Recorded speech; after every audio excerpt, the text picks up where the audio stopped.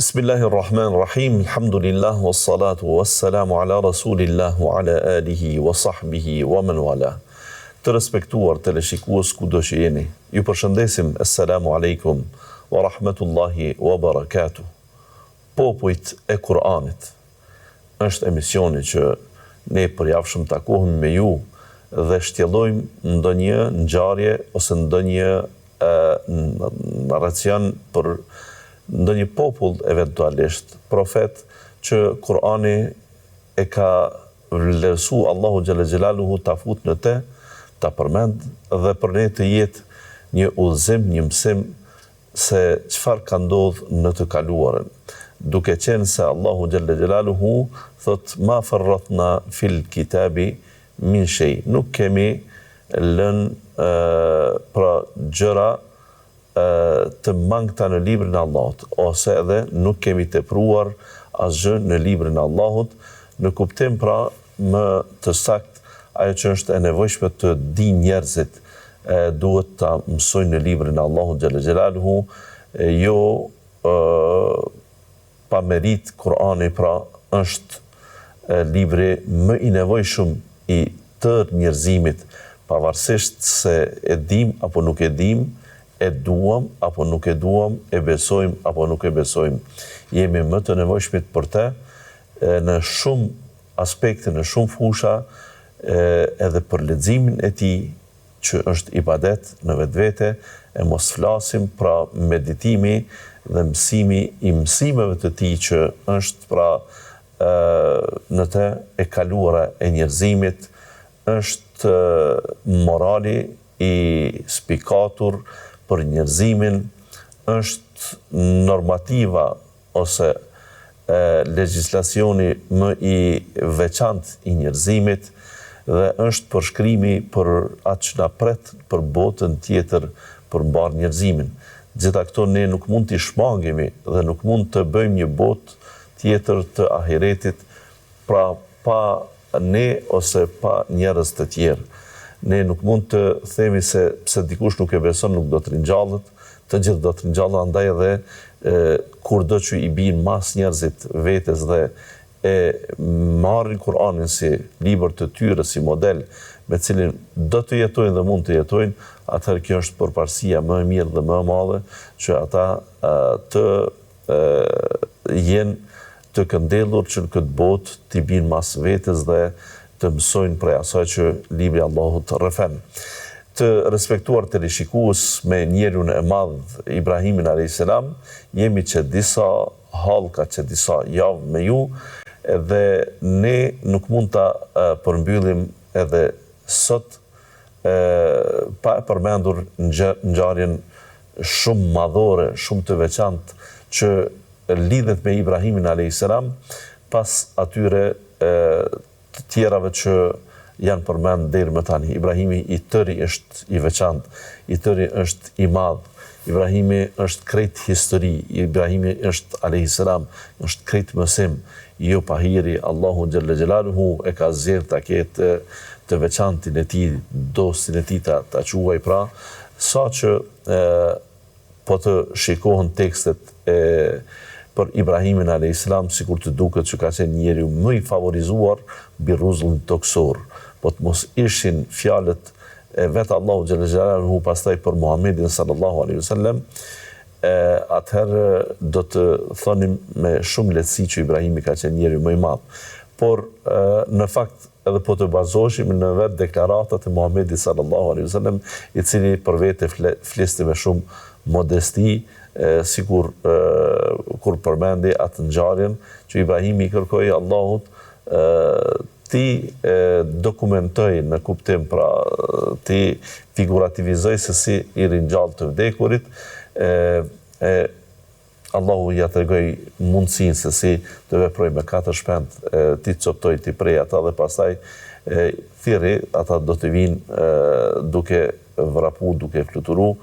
Në këtë rast Muhamedi sallallahu alaihi wasallam tha, ne jemi më nevojë, më shumë kem ne dyshim se Ibrahimi për ringjalljen. E këtë e kishte thënë nga modestia se i dërguari sallallahu alaihi wasallam 3 vite para e shpalljes kishte shku në shpellë për të meditu në të vazhdueshme se ç'është kjo botë, ç'është kjo gjithësi, ç'është ky adhurim i kotë që e bëjnë e tjera, pra i kishte shumë atribute të besimit monoteist në vetveten e tij.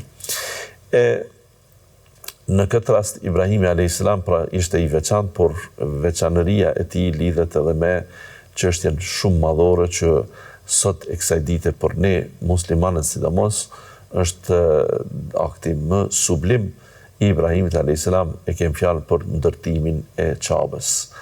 Qabja ishte një ndërtesë që Ibrahimi a.s. ka pas gjas të gjente themelet e saj. Pra, ka mundësi, të themi, ishte një ndërtesë që ka ekzistuar më herët, por që i kanë mbetur vetëm themelet e saj. E ka mundësi edhe që Ibrahimi të jetë nisbetari, themeltari i parë i themeleve të Qabës. Këtë do ta shtjellojmë tani në këto minuta, do të shohim se çfarë lidhet me këtë ngjarje kaq të madhe. Ibrahimi a.s. të respektuar të rishikues, kur la gruan e tij Haxherën dhe djalin e tij Ismailin në një vend që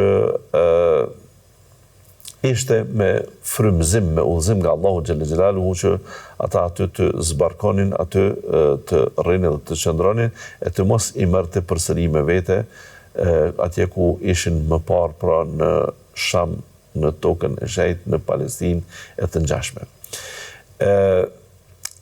Aty kur i vendosi dhe bëri lutje Ibrahimi a.s. gjatë kthimit të tij, pra se unë lash fëmijën tim, familjen time tek shtëpia jote e shenjtë, pra është një prej sinjaleve, prej shenjave që Ibrahimi a.s. e ka ditë se aty ka pas një shtëpi, e që s'ka mund ta ditë po të mos ishte e ndërtumaja që më herët. Nga kjo pra mund të kuptohet se Ibrahimi a.s. pra ka pas njohuri të mëhershme, se dikush përpara tij e ka ndërtu Qabën. Dhe këtu kemi mendime të dietarëve. Pra thuhet me kronologji, po e themi, se me lajket, respektivisht Xhibrili, kishte ndërtuar Qabën 2000 vjet para se të vjen njeri i parë Ademi a.s. Dhe nuk kemi kur far dileme se Allahu e përmend se është ndërtesa e parë për adhurim për njerëzit. Inna awwala baytin wudi'a lin-nasi lalladhi bi Bakkata mubaraka. Shtëpia e parë që është ndërtuar mbi rruzullin toksor është ajo që është në Bekke. Bekke është emër sinonim i fjalë i Mekës. Pra është quajtur Beitul Ma'mur e të ngjashme me emra të ndryshëm, ose vendi i Beitullahi e kështu të ngjashëm, pra, por Bekke dhe Mekke janë emra sinonim që kanë të bëjnë me të njëjtin vend, për të njëjtën hapësirë gjeografike. Pra shtëpia e parë është ajo që është ndërtuar në Bekke, në Mekë, pra. Nëse është e para dhe e ka ndërtu Ibrahimi a.s., i bie se janë plot profet që kaluan më herë dhe nuk kanë pas tempull të adhurimit. A mund të duket kjo e pranueshme? Po të ishte pra Ibrahimi i pari, logjikisht nuk duket e pranueshme, por të jemi edhe të drejtë me vetveten, ne folëm për Ademin a.s., folëm për shembull Hudin a.s., për Salihun a.s., për Nuhun a.s., nuk përmendëm se ata adhuronin Zotin në faltore të caktuar, për shembull në vendet e tyre, as në Ahqaf, as atje pra në Medain Salih, as në ndonjë vend tjetër pra ku ka jetu Nuhi a.s., pra nuk përmendet faltoria. Një sinjal ishte dhënë që Qabja kishte qenë vend i adhurimit, mendohet që te populli Ahqaf, kur dërguan për shkak të thatësisë, pra populli i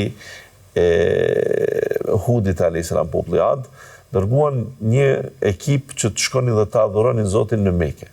Pra, i bie se ka pas mundësi që t'jetë qabja e ndërtuar në atë kohë se t'jetë vend i njohur për adhurim të posaçëm ndaj Allahu xhalla xhelaluhu. Kjo i bie se tërthorazi kështu është përmend dhe mund të mos jetë e saktë që Ibrahimi të ketë qenë i pari. Pra mund të jetë versioni se të parët që kanë ndërtuar qabën kanë qenë për melajket e kanë ndërtuar para Ademit a.s. Mendimi tjetër thot në kronologji është Ademi a.s. ai që ndërtoi qabën. Dhe ai është pra që ka hap themelet e saj dhe ka bërë ndërtesën e qabës. Se në çfarë madhështie, në çfarë lartësie, kjo mund të mos dihet, por nëse thuhet qabja është ndërtuar në themelet e mëparshme, atë të paktën dihet sa ka qenë gjatësia dhe gjerësia e saj, pra se i bie është kjo e njëjta në të njëjtën kohë, në të njëjtën vend. Pra bëhet fjalë sot qabën që e kemi, dimensionet janë mbi ato themele, atëherë i bie se gjerësia dhe gjatësia pra janë të njohura, e lartësia mund të mos kenë qenë e njëjta. Allahu di më së miri. Thuhet se Ademi a.s. vetë nuk e ka ndërtu, por djali i tij që më vonë ka qenë profet, i pa përmendur në Kur'an si i tillë, shithi pra, ai e ka ndërtu qabën. Edhe ky është një mendim që ka ekzistuar dhe ekziston edhe mendimi tjetër në fund fare që Ibrahimi a.s.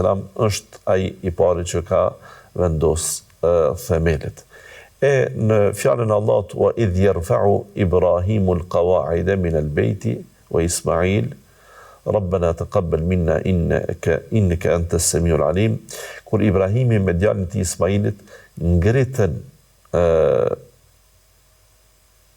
ndërtesën mbi shtyllat pra të shtëpisë, i bie pra nuk mund të thuhet shtëpisë pa pasen ajo ndërtuar më herët.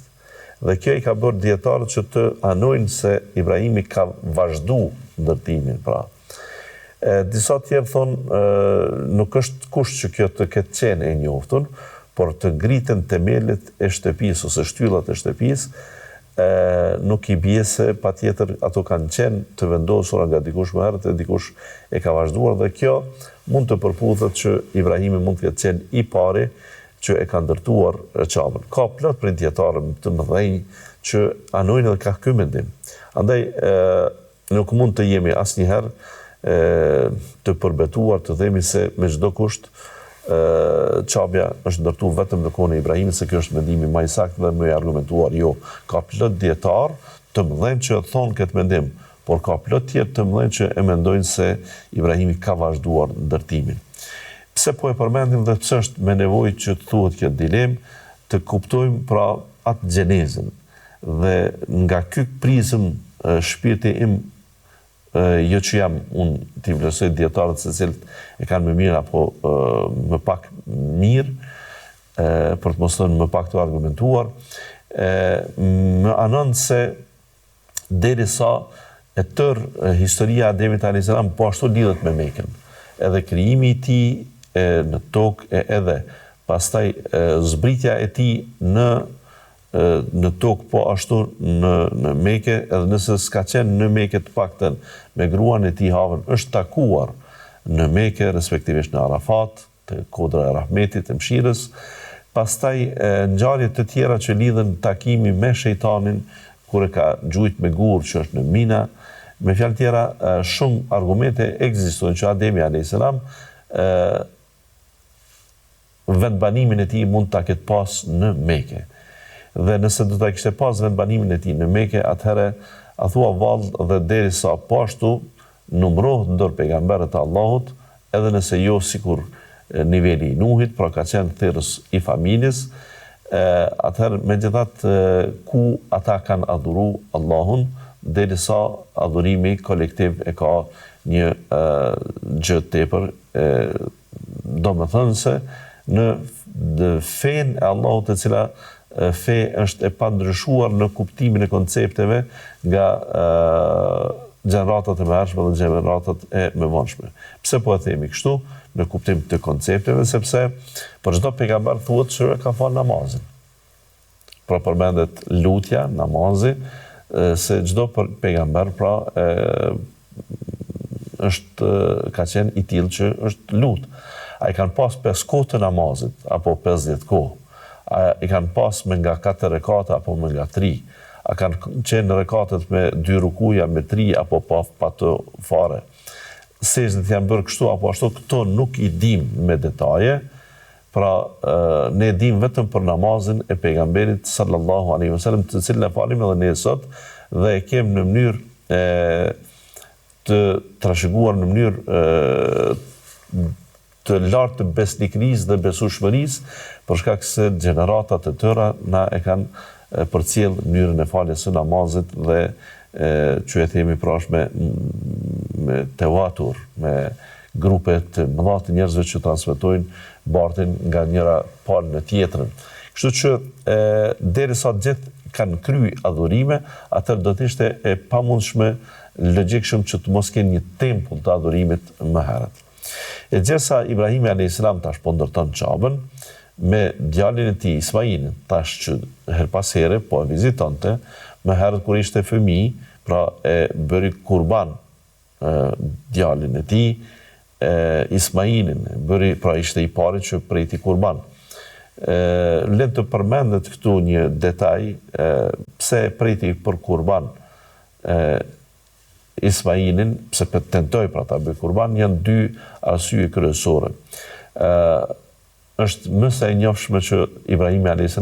e deshi Allahun fort, e adhuroi fort, dhe nuk krahasoi asnjëherë asgjë me Allahun. Thuhet se kur i lindi Ismaili, filloi ta donte edhe atë shumë.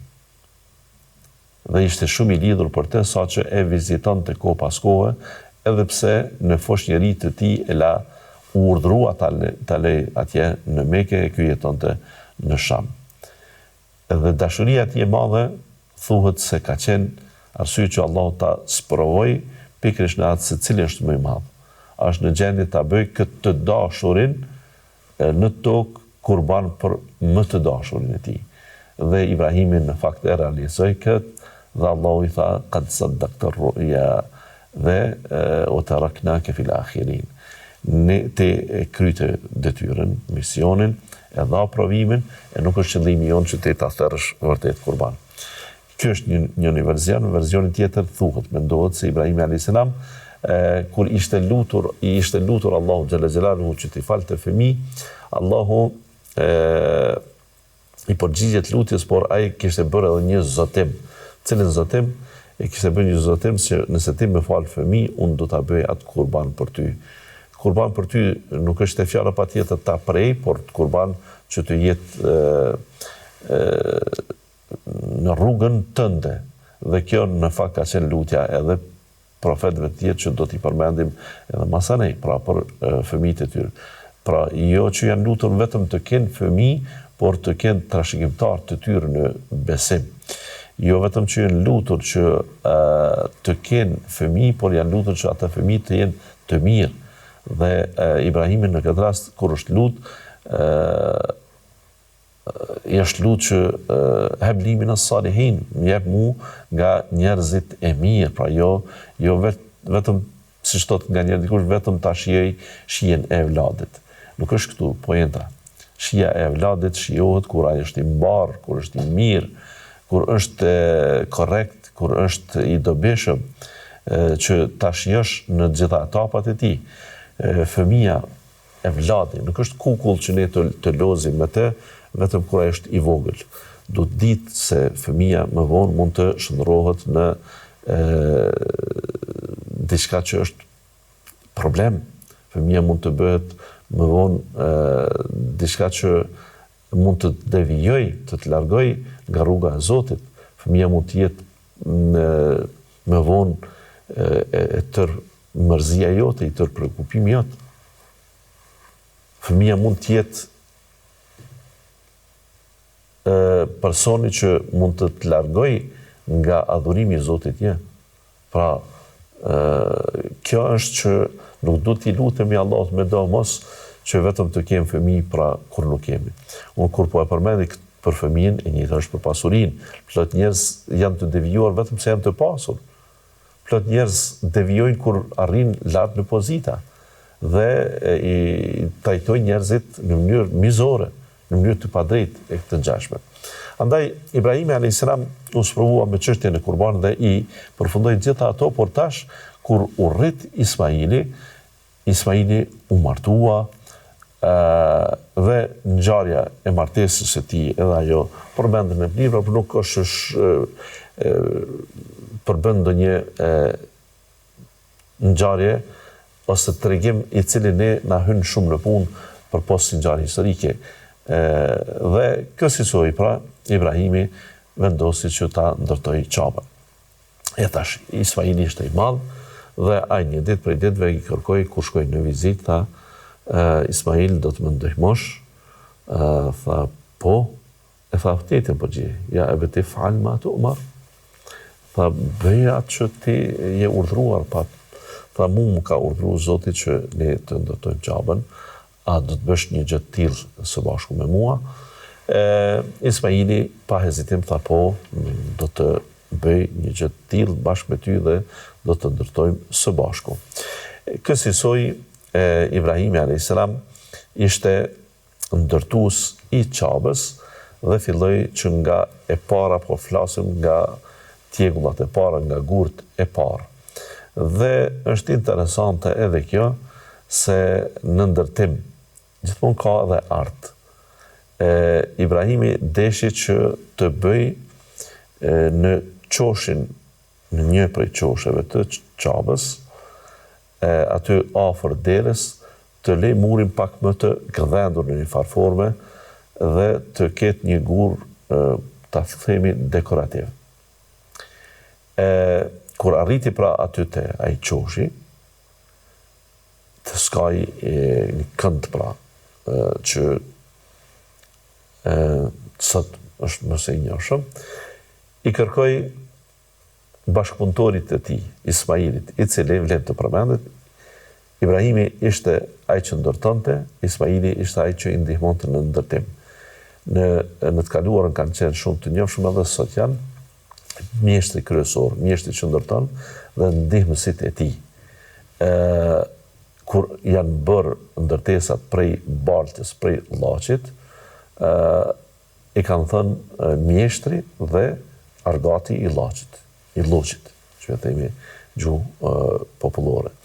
Ose kë më vonë që e bën betonin, i sjell tjegullat, gurët, blokat e të ngjashme, ndërkaq ai që bën ndërtimin, ai që bën matjen, ai do të jetë një mjeshtër me kreativitet më të madh e edhe me precizitet, sepse ndërtesa varet prej asaj që e bën ky mjeshtri.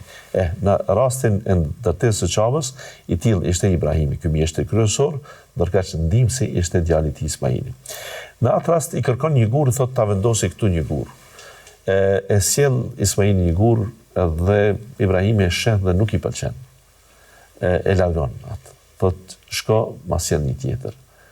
Thuhet se kjo mund të kenë ndodhur disa herë, nuk i ka pëlqyer as tjetri, thuhet se ka qenë vetëm një. Dhe derisa Ismaili po gjurmonte, po ulumtonte një gur tjetër që mund t'ja mbush syrin babës së tij, më vonë shkon dhe ja çon një guri tjetër, kur aty e sheh se ai veç kishte vendosur një guri.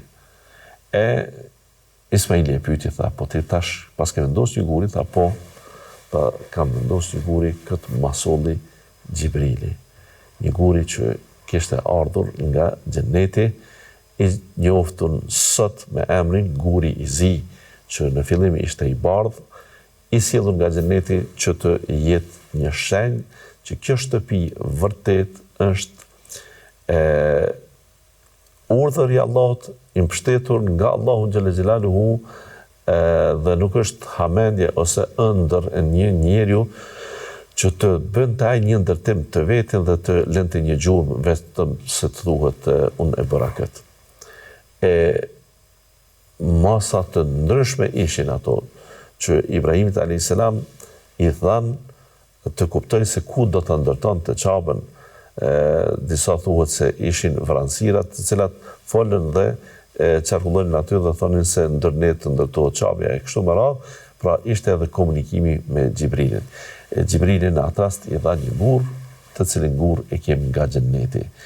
Sot e kësaj dite, aty kur fillohet tavafi, fillohet nga ai vend, nga ai gur që është e preferueshme të shkohet dhe të puthet ai gur. Të puthet ai gur sepse ashtu, pasi është guri i xhenetit, e bëri atë veprim edhe Muhamedi sallallahu alaihi wasallam.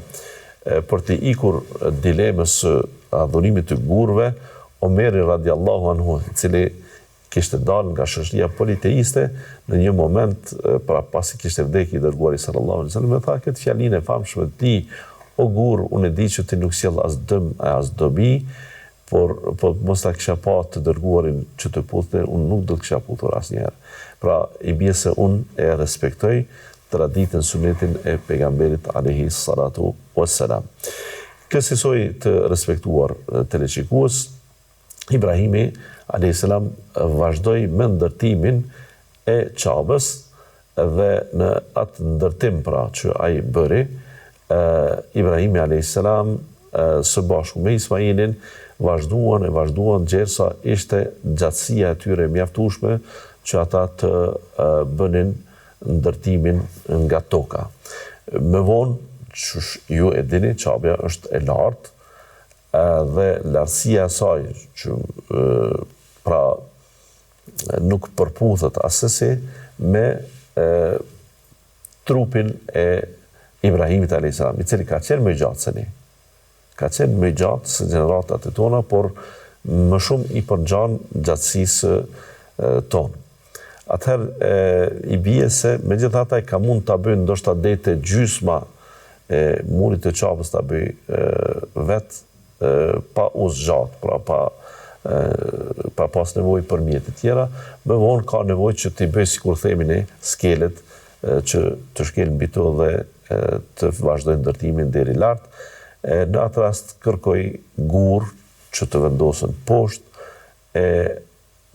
ai të shkel mbi to, të hip mbi to si shkallë, pra, dhe të vazhdojnë ndërtimin. Njëri prej atyre gurve me dashin Allahu xhalla xhelaluhu u bë i veçantë sepse aty i fashiten këmbët, pra i mbeten gjurmët Ibrahimit a.s. dhe ai gur quhet Maqami Ibrahimit, i cili është i ruajtur në mënyrë origjinale deri në ditët e sotme dhe është në oborrin e Qabës. Saqë Allahu kur e përmend pra Qabën se ishte shtëpia e parë e ndërtuar për njerëzimin, wa hudan lil alamin, dhe është udhëzim për këtë botët, pra jo vetëm për botën njerëzore, por jo vetëm për botën dhe njerëzit e një kohe, por për gjitha kohrat, thot fihi ayatum bayyinatum maqamu Ibrahim. Aty ka argumente të gjalla. Argumente të gjalla është edhe Safaja dhe Merve, ku jo shumë larg pra kishte vrapuar Haxherin. Aty është uji Zemzem, i cili uji edhe sot e kësaj dite është i veçantë. Është uji Zemzem lima shuriba lahu, thot i dërguari sallallahu alaihi wasallam, Zemzemi është ilaç, është shërim për atë që bëhet në jetë, pra është gjithçka mund të shërohet me Zemzemin. Zemzemi është uji i çuditshëm po ashtu se nuk ka shtjerrje asnjëherë dhe nuk harxhohet. Pra mjafton për argumente edhe kë. Ka edhe plot argumente tjera, por Allahu specifikisht ndër argumentet e qarta përmend këtë gurin me kamin e Ibrahimit a.s. Pra mbi cilin kishte shkel kur kishte bërë ndërtimin e pjesëve të larta të Qabës. Atëherë çfarë ndodhi me Qabën dhe çfarë është rëndësia e kësaj, ne do të shohim në vazhdim, i kthehemi pas pak, ju qëndroni me ne.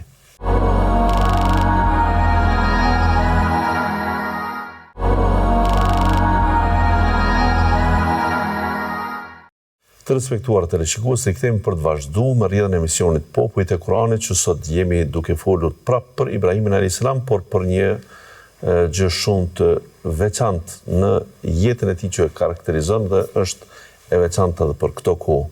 Është fjala ndërtimi i Qabës. Ibrahimi a.s. ishte ai që ndërtoi Qabën pavarësisht kontekstit historik, se kontestit, pra për e themi, a ishte Ibrahimi apo Ademi apo me lajket, ato që ndërtuan Qabën. E rëndësishme është që në historinë më moderne, ose më të re të njerëzimit, pra që daton nga Ibrahimi a.s. me tutje, atëherë dihet se Ibrahimi ka qenë ai që e bëri ndërtimin e Qabës. E rëndësishme është që pasi e përfundoi ndërtimin e Qabës, është një gjë interesante, kujt ja ndërtoi Qabën.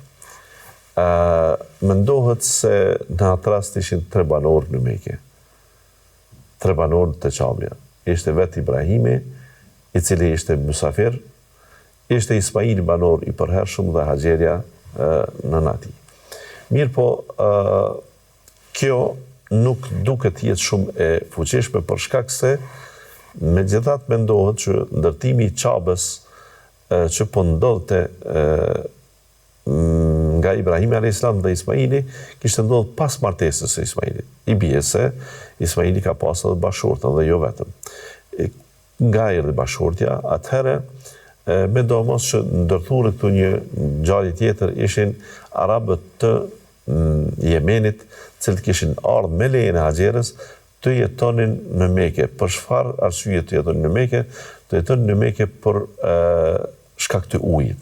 Zemzemi pra ishte aty afër dhe rrjedhimisht ata njerëzit në ato kohë, edhe sot, gjithmonë vrapojnë mas vendeve ku ka ujë. Ne pra kemi përmendur se një shtëpi, nëse duam që ta ndërtojmë në një truall të ri, fillimisht hapim pusin, bunarin, që të shohim se a ka ujë vetanak ai vend apo jo.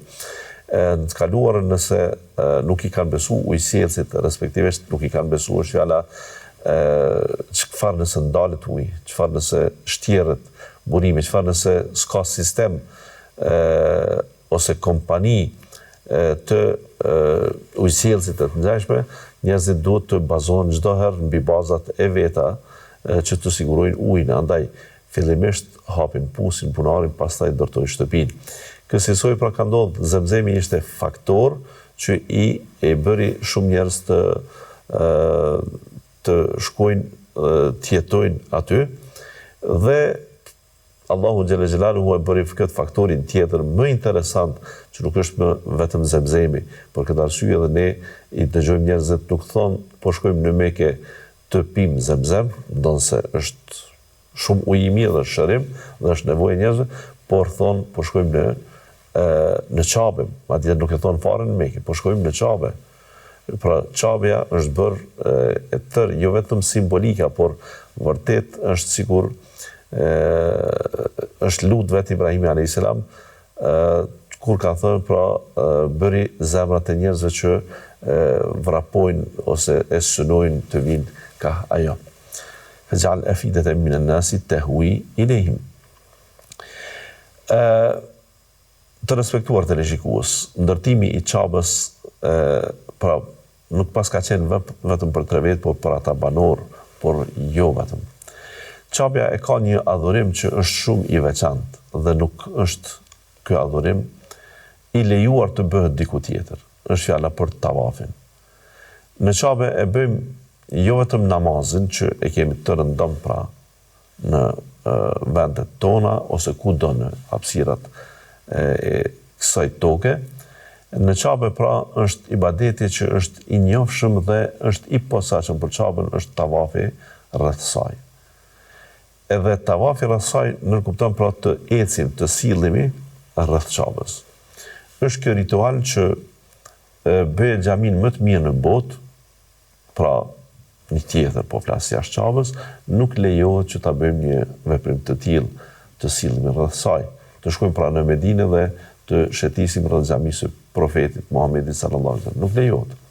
Nuk lejohet ta bëjmë këtë as te ndonjë xhami kudo tjetër, ta zëm në Indi apo në Pakistan apo diku tjetër në Kanada apo në Amerikë apo në Meksik, kudo që të ketë xhami, nuk lejohet që ne atë xhami ta glorifikojmë, ta madhrojmë dhe të sillemi rreth saj, pra vetëm falemi aty, vetëm bëjmë lutjen, namazin në to, ama jo kësi eci. E kjo ecja tavafi pra është një ibadet i veçantë i Qabës. Pastaj të këtë tavafi kur shkojmë, vizitën që e bëjmë për këtë adhurim, që mund tjetë pastaj haxhi dhe umreja, bëhet po ashtu nga burrat me veshje të veçantë. Pra, hym aty duke qenë me ihrama. Me ihrama nuk është për qëllim vetëm veshja, sa është për qëllim statusi. Që i bie me ihrama, në kuptim të statusit janë edhe burrat edhe gratë. Por me veshje të atyre dy petkave të pa qepuna, të pa lidhuna, të pa dizajnuara sipas trupit të njeriut, pra thjesht dy mbështjellje, njëra në pjesën e poshtme të trupit, njëra tjetra në pjesën e lartë, ato janë që kërkohen të bëhen vetëm kur e vizitojmë Qabën, vetëm kur e vizitojmë shtëpinë e Allahut. Pra nuk kërkohet që ato të vishin as kur shkojmë në Medinë, as kur shkojmë për ta vizitu xhamin në Aksa në Jerusalem. Pra si xhamit shetrat, mos flasim për xhamit tjera të rëndomta. Aty me ndërtimin e Qabës, Ibrahimi a.s. urdhërohet me një diçka të veçantë tjetër që është. Cila është ajo? Ibrahimi a.s. urdhërohet që t'i thirrë njerëzit për në haxh. Allahu i thot: "Wa adhin fi an-nasi bil hajji ya'tuka rijalan wa ala kulli damirin yatina min kulli fajjin amiq." Thirriti njerëzit për haxh, pra i vjen urdhër prej Allahut xhalla xhelaluhu, njerëzit vinë pastaj duke ecë edhe vinë duke qenë mbi kafsh barce që vinë nga vendet të largta. Kështu i thot Allahu xhalla xhelaluhu. Ibrahimi a.s. thot si ti thrasun njerëzit, si t'ju qet ftesa atyre, thirrje atyre që të vinë ta vizitojnë ata Qabën, ta bëjnë haxhin. Ta kenë haxhi i bjen qëllim, që ta kenë qëllim vizitën në Mekë, jo kalim rasti, jo tregti, jo ndonjë arsye tjetër, por të shkojnë pra ekskluzivisht për të bërë adhurim dhe për të shku për të bërë këtë tavafin të Qabja. Në këtë situatë, Allahu xhalla xhelaluhu i jep këtë urdhën dhe Ibrahimi a.s. i habitur thotu: Allah, unë si t'ja bëj këtë thirrje, si të më dëgjojnë njerëzit, ku njerëz ka në mbar rruzullin toksor dhe ata të gjithë quhen njerëz, atëherë si ti thirrë të gjithë njerëzit, Allahu këtu e jep një mesazh shumë të madh, thotë ti thirrë njerëzit, e jotja është ti thrasësh, e imja është që ta përçoj zërin tënd.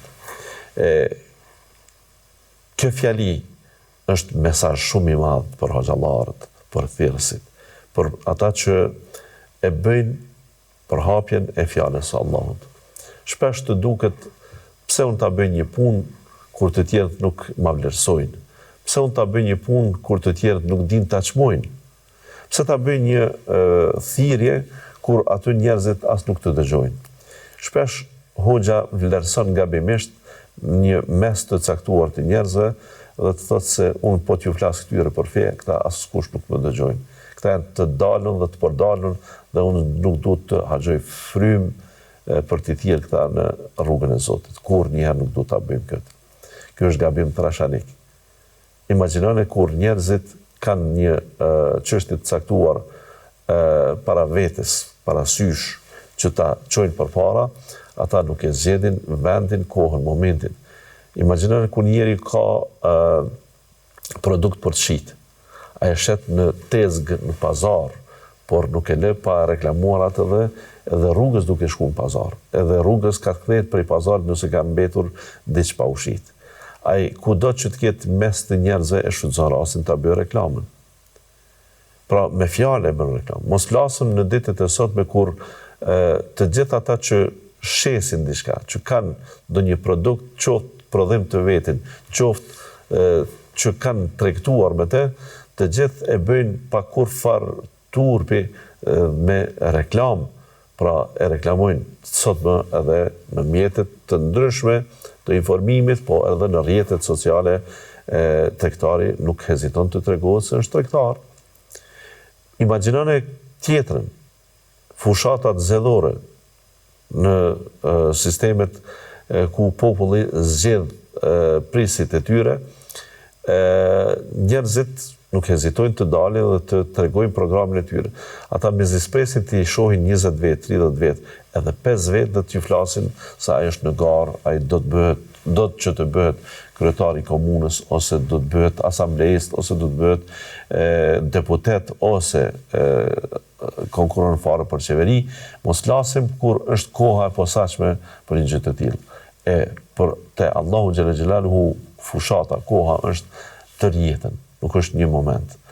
Duhet ta bëjmë punën në mënyrë shumë të organizuar në vetvete, shumë të programuar, pra të mos e mendojmë që thirrja është kur ne jemi në disponim ose kur ne kemi kohë të lirë. Përkundrazi duhet vazhdimisht ne për këtë të bëhemi gati e të tjerat në jetën e përditshme sa të mund të arrijmë, sa nuk mund i lëm dhe largohemi. Pra Allahu po i thot Ibrahimit a.s. ti bëje thirrjen e imja është që ta përçoj zërin tënd, respektivisht thirrjen tënde. Jo rastisht të nderuar teleshikues, thuhet se për në haxh kur është koha të shkojmë, thuhet kjo është nga lutja ose nga thirrja e Ibrahimit a.s. E kur dikujt nuk i bën rande të shkojnë në haxh, pra i thuhet por nuk e kishte thirrë Ibrahimi. Është fjala jo që Ibrahimi nuk i ka thirrë, por pas ka qenë caktimi Allahu që ai të mos shkojë si vjet, ndoshta shkon në vitin tjetër, pra sikur thuhet, pra nuk ka zënë vend, nuk është interpretuar thirrja e Ibrahimit. Sot a ka njeri që nuk din për haxhin? A ka njeri në botë që nuk e din detyrueshmërinë që e kemi për ta kryer haxhin? S'ka njeri në botë. Ndonse kjo është tash detyrë vetëm për muslimanët, por edhe fetë dhe besimet e tjera e kanë pelegrinazhin, e kanë adhurimin e organizuar në vend të caktuar dhe udhëtimin për të shkuar dhe për ta bërë atë adhurim. Allahu xhalla xhelaluhu pra përpos që urdhëroi Ibrahimin a.s. ta ndërtoi Qabën, e urdhëroi po ashtu edhe të thras njerëzit që ta bëjnë atë adhurim, i cili adhurim nuk u ndërprej kurrënjëherë deri në ditët e sotme. Kishte devijime më vonë, pra të jemi korrekt, kishte pra largim nga parimet bazë, kishte filluar që të përhapet edhe në Qabë politeizmi, ama megjithatë njerëzit pa ndërprerje nga koha e Ibrahimit a.s. kanë shkuar dhe e kanë vizituar, madje siç është thënë tamam me fjalën nga vendet të larta, min kulli fejjin amiq. Edhe nëse është një vrim e lartë e një vendi që nuk ta merr mendja, ti dëgjon se njerëzit shkojnë në Qabë. Madje do kohë ka pas prej dietarëve, prej tyre thuhet Ibn Abbasi dhe të tjerë, kanë thënë se pse nuk e kemi realizuar të shkojmë në Qabë, ata prej Medinës në atë kohë, në këmbë, sepse aty përmenden këmbësorët para atyre që shkojnë me mjetet të udhëtimit.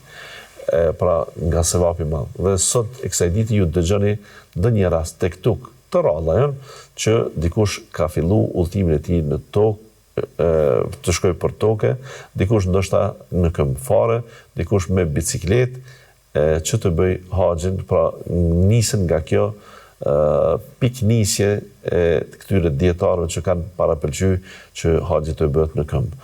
Natyrshëm në ditën e sotme kjo nuk kërkohet, madje thuhet, shumica dietarë mendojnë se haxhi në mjet të udhëtimit është më i vlefshëm, arsye që ne nuk kërkohet që të lodhemi tepër, dhe tjetra është se haxhi me mjetet të udhëtimit është më i kushtueshëm. Në këmbë është pa investim, pra përveç ushqimit tënd, pavarësisht ai ushqimit zgjat shumë, pra sepse duhet kohë më shumë që të udhëtosh, ne duhet ta shfrytëzojmë kohën dhe udhëtojmë me mjetet të udhëtimit që në ditët e sotme nga vendet tona janë vetëm aeroplanet ata që bëjnë bartjen e haxhive. Në kushte tjera kanë qenë edhe organizime me autobus, por megjithatë jo të bëhet një udhëtim tepër i ngadalshëm dhe tepër i vonueshëm për ta kryer ritualin e haxhit. Qabja pra është bërë kible më vonë, Qabja është bërë kible e muslimanëve, Qabja është vendi ku do të vjen edhe vula e profetëve, vula e pejgamberëve, Muhamedi sallallahu alaihi wasallam. Pra është ai vend ku tubohen njerëzit aty, adhurojnë Allahun, por është edhe vendi që tamam është bërë lutje për atë vend që Ibrahimi dhe Ismaili e bën, thanë, o Zot, Rabbena taqabbal minna, o Zot, pranoje prej nesh, inneke antes samiul alim. Atë ishte lutur Ibrahimi a.s. Rabbena wa ba'ath fihim rasulan minhum. O Zot, pastaj dërgo këtu profet prej mesit të njerëzve, që ata profet, pra ata thirrës, të jenë të tillë që njerëzit i udhëzojnë, ka e mbara, ka e mira, ka e nevojshmja, ka prosperiteti i dynjas dhe i ahiretit. Andaj edhe kjo lutje i është pranuar Ibrahimit a.s. dhe në vonë do të dërgohet aty Muhamedi sallallahu alaihi wasallam. Kjo është sa i përket Ibrahimit dhe ngjarjeve të tij më interesante, që e përmbyllim me ngjarjen tash më interesante, që është ndërtimi i Qabës. Nuk them se e përmbyllim të tërë me Ibrahimin, por tash emri Ibrahimit mund të lidhet edhe me profet dhe popull tjerë në mënyrë të tërthort, andaj edhe nëse do ta përmendim atë tash do ta kem si shembull më të lartë, do të flasim për ngjarje tjetër, për popull tjetër që e përmend Kurani dhe të shohim se çfarë ka ndodhur me ta në pika më të detajshme. Deri në takimin e radhës, ju lëm në kujdesin e Allahut. Assalamu alaikum wa rahmatullahi wa barakatuh.